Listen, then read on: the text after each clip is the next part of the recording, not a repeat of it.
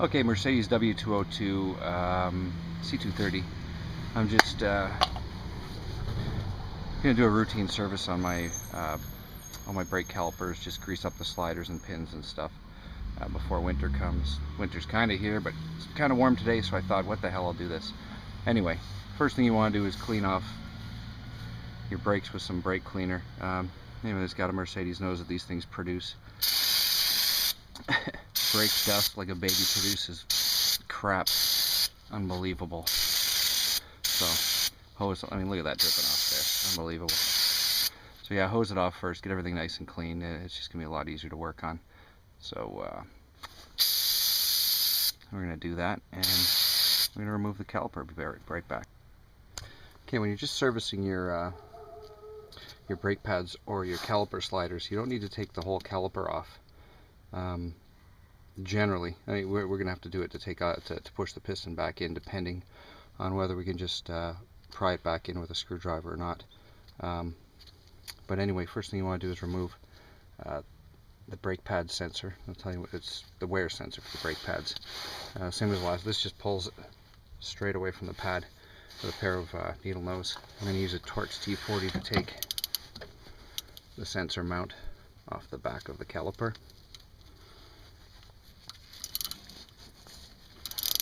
And that'll be two 13mm bolts, one here to remove the sliders. Okay, the pad sensor's been removed and just placed out of the way.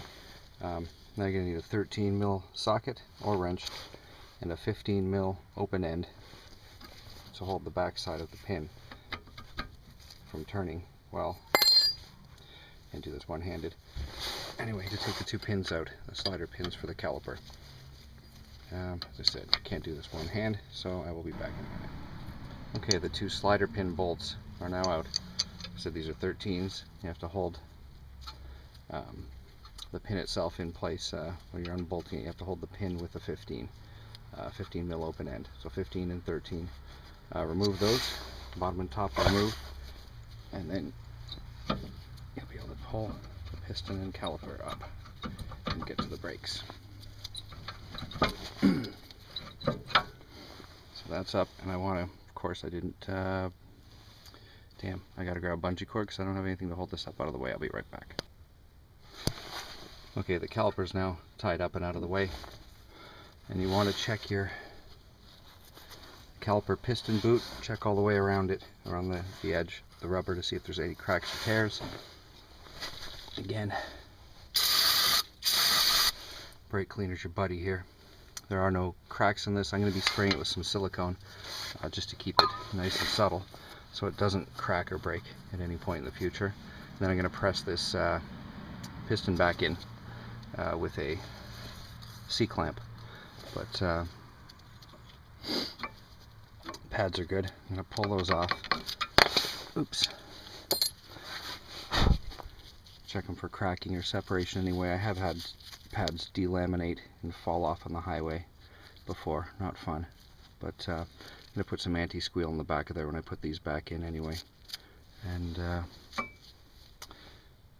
pads are close to needing to be done. But as you can see, the pins here are very loose. They're not seized whatsoever. So I'll just pull these out, clean them up, check the boots to make sure there's no cracks in them on the slider pins as well. Pull them out, clean them up, and re-grease them, and pack them in. But these look all very good.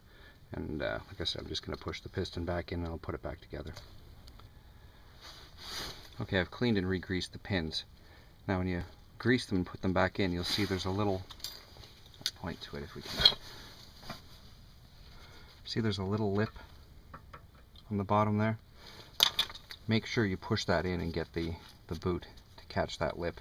That lip is supposed to seal all the way around it and be held in there. Sometimes you just push it straight in like this and the boot will pop over, but just pull the lip around from the whole side to make sure that gets stuck on there. You don't want that, if you don't, water will get in there and seize your caliper pins. No fun. So anyway, easy enough. Need two hands for it though. And so I'm going to get those boots sealed around there, then we're going to press the caliper back in. Okay, boots back on, re-greased. As you can see, the slider pins move fine. They have nice springiness to them. And now I've just got the C-clamp put on the piston here, the caliper piston. And we're going to push it back down into the bore. It's just a matter of tightening the C-clamp and pushing it back until the piston's flush with the caliper.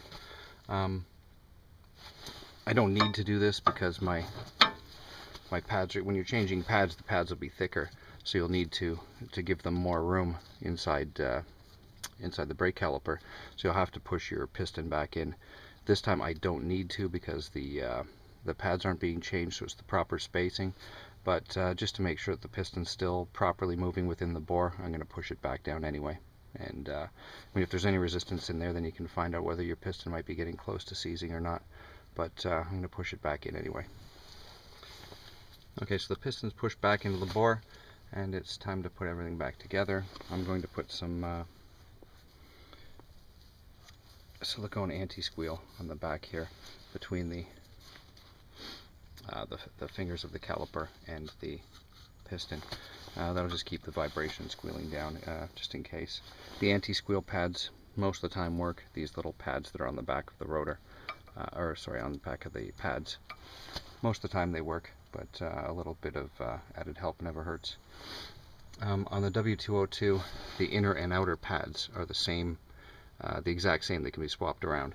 So actually my outer was worn a tiny little bit more than the inner was, so I just swapped them side to side.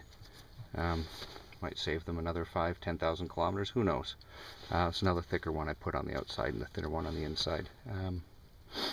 And that's about it. I'm going to put this caliper back on. I have to take off the bungee cord that's holding it there. I'm going to put everything back together, and that's about all I can tell you.